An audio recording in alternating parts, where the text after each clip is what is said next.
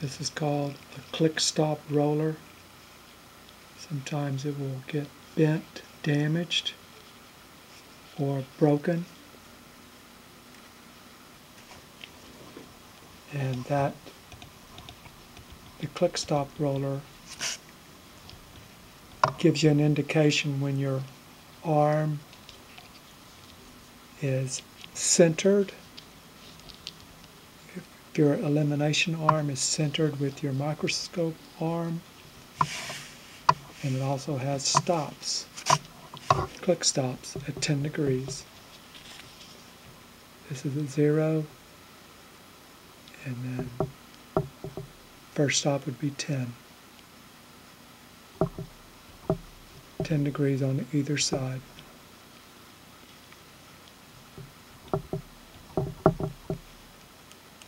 But right in the middle, it's 0. And it has a certain amount of tension so that this bearing falls into the detent. So it's got to have a certain amount of pressure. If it's too loose, it won't stop. If it's too tight, it'll be too hard. But to replace those, you have there's 2 adjusting screws on this side.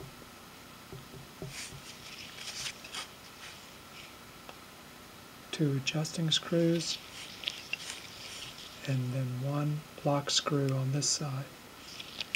To take it out, you would need to loosen your lock screw and then take out your adjusting screws and then pull the pin up from the top.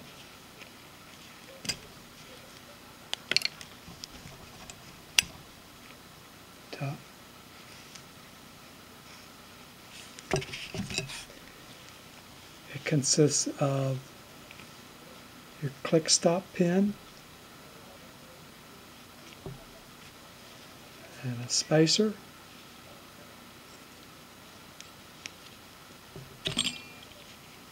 and a bearing. This is a tonometer bearing.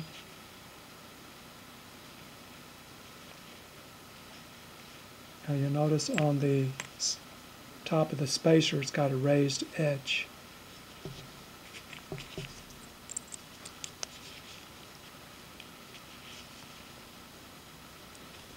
You have a washer, another washer that goes on top of the bearing, and it also has an edge, a raised edge, that goes in towards the bearing. So you have both raised edges towards the bearing, giving it a little space so it can turn. And then you have a screw.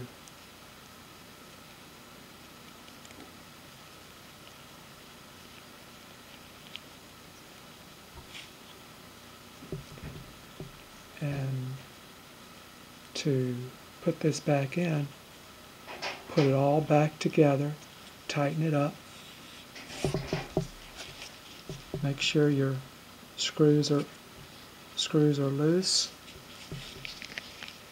Bring it in up from up top.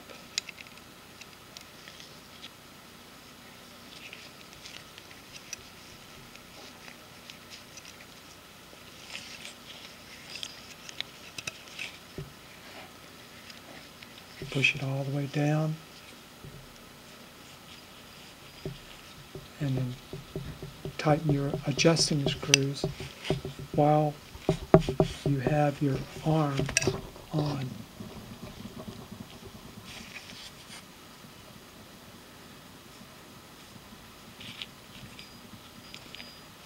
These adjusting screws have a little point on them. That's so it can move the pin one way or the other. So it has a little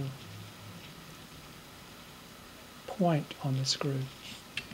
Whereas the lock screw on this side It just has a blunt end. Doesn't have a point on it.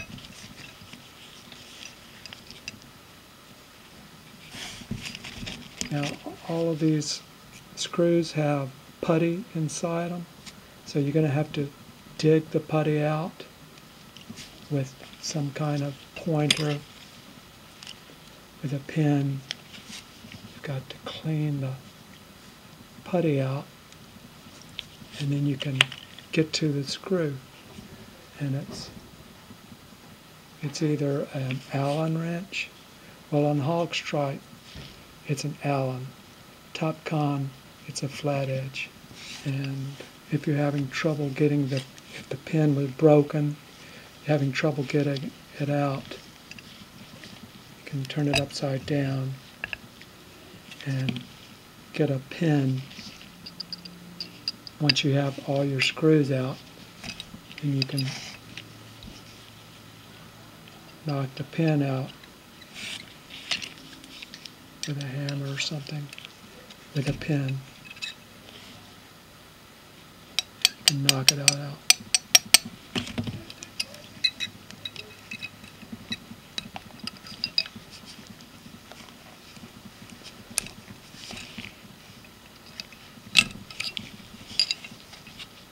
Again, when you're putting it all back together, put your arms back together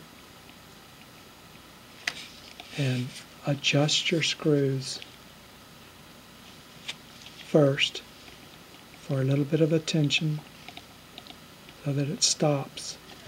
Once you get it, then